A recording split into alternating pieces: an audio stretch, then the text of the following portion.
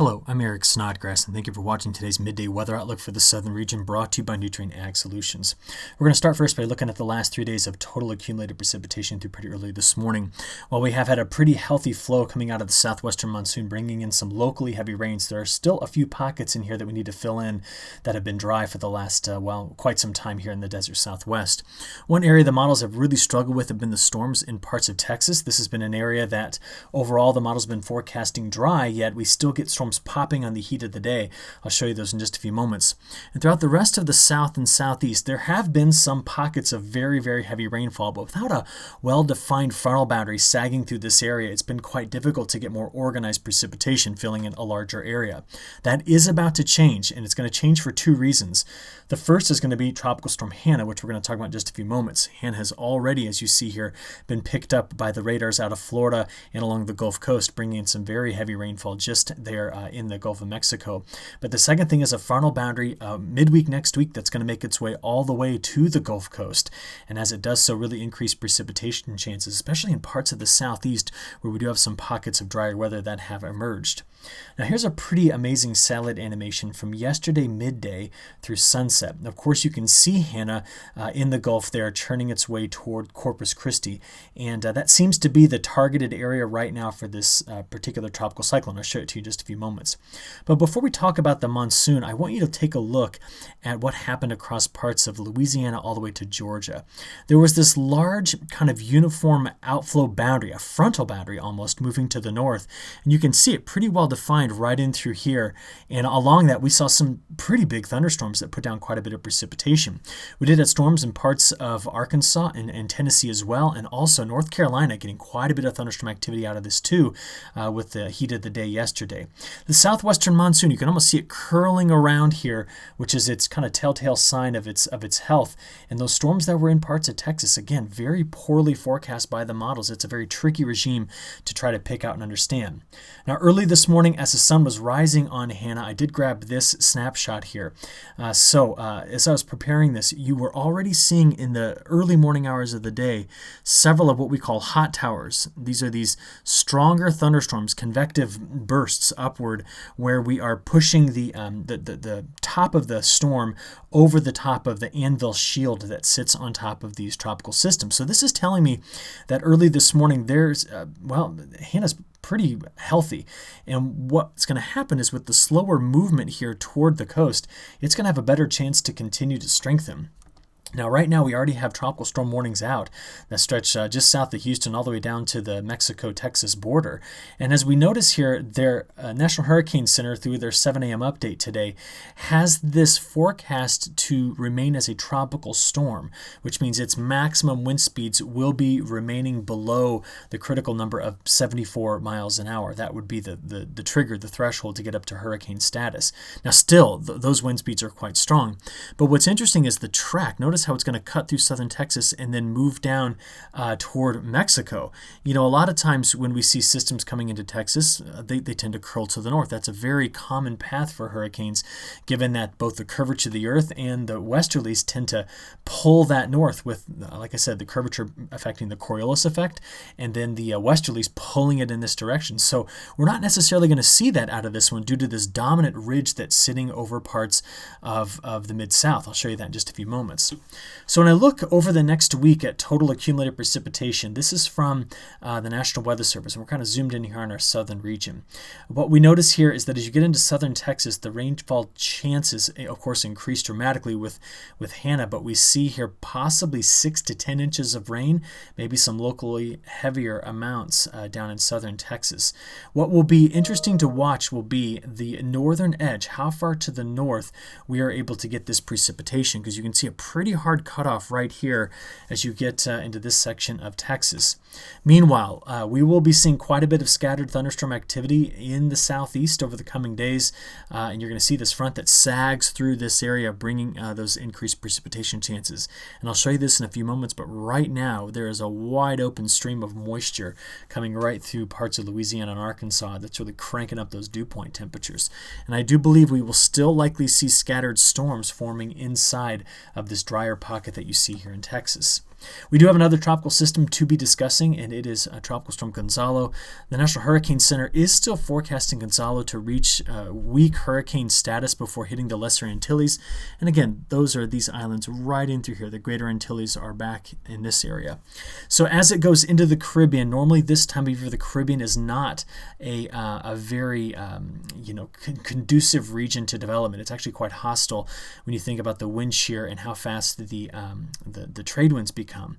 But one thing I want to just keep on everybody's radar here is that it may not be another 10 days from now, but we need to watch this area right in through here, because some of the long-range models, for example, the GFS, which is what I'm showing you in the background here, some of its ensembles are putting what's left of Gonzalo, basically over Cuba or between Cuba and the Yucatan Peninsula. And if it does end up getting in the Gulf, it's something we're just going to have to watch and talk quite a bit more about.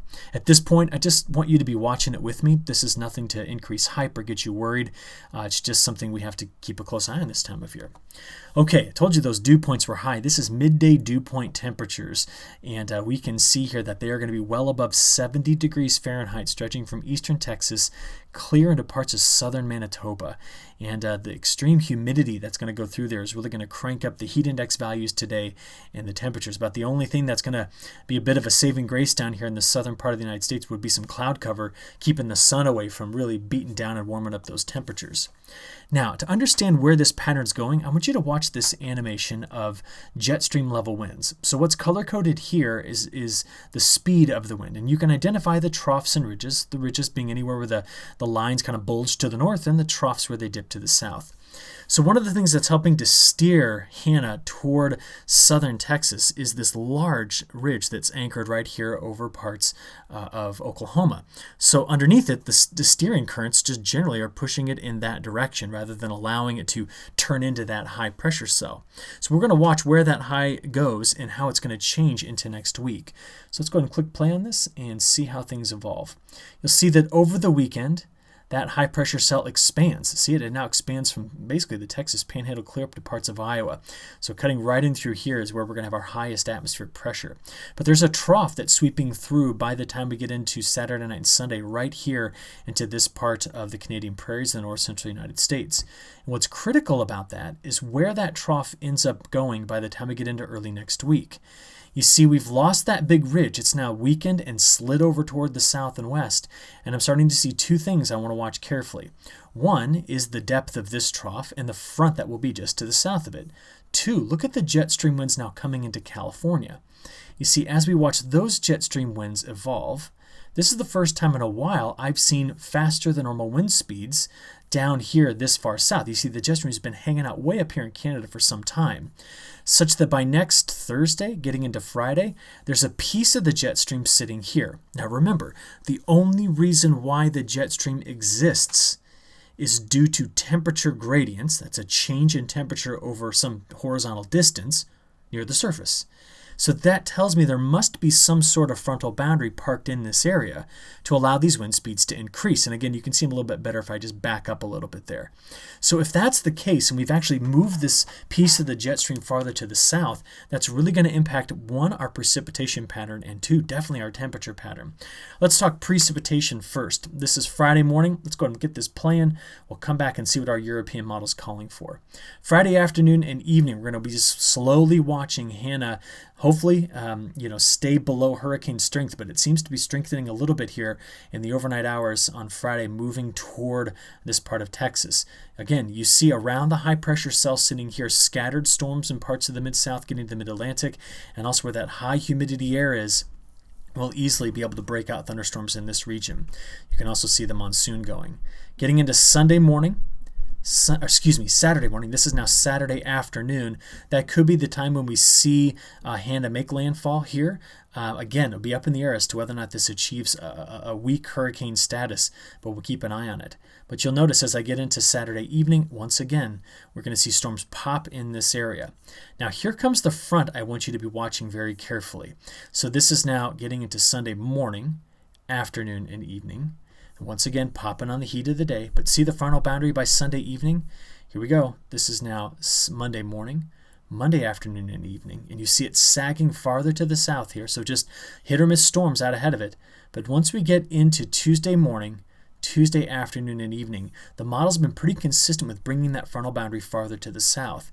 And that is really going to increase our precipitation chances as we get into next week, middle to end of next week, as that frontal boundary just tends to stay in this area for the end of next week under that broader trough. Now remember, one of the big reasons why it just keeps lingering in this region is also because of the jet stream winds that are fast over this area. So I took you out a week here. Let's now just exclusively look at week 2. That's August 1st through the 7th.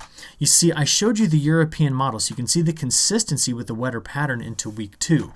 This doesn't mean that it's just going to be wet everywhere, but it does mean an increased probability of having some rainfall. The GFS has got a little bit different solution to this, and one of the primary reasons for that is the way that it's handling the ridge that's backing up to the west. You see, the GFS has the ridge here, but much flatter flow, whereas the European has much more dramatic flow in terms of the north-south movement of this trough ridge system. And that is what's going to be key into understanding what that week 2 precipitation pattern is really going to look like. Now let's go from there and talk about temperatures. This map shows you from June 1st through July 24th, the average temperature ranks by climate district. So we have 128 years worth of data. If the numbers are small, they're close to 1, that would represent the hottest. And if they're close to 128, that would represent the coolest.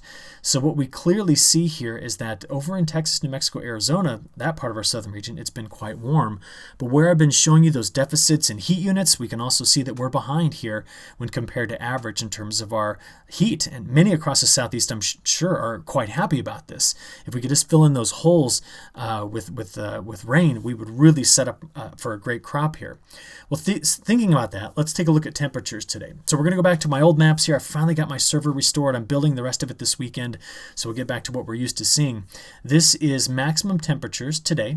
That's the numbers, and then the color shading tells you the difference from normal. So as we play this forward, you can see the impact of the cloud cover here from Hannah. As we go forward, though, watch how much cooler it gets here on Saturday as Hannah's cloud shield moves in, while the northern part of the central United States really bakes under some very high heat and high humidity. But across the south, we stay near average to cooler than average, where we have the influence of the cloud cover. But by Monday, see the front coming through here? We got some hot days over here along the East Coast until this front gets here early next week. Ready? Here it is on Tuesday. Still hot in the Carolinas and Virginia, but look at the rest of the southern region. We start to cool things off on Wednesday and into Thursday. So this is going to really prevent some pretty extreme heat coming into the southern region of the United States as we progress through next week and that frontal boundary slides through, increasing precipitation chances and cooling things off.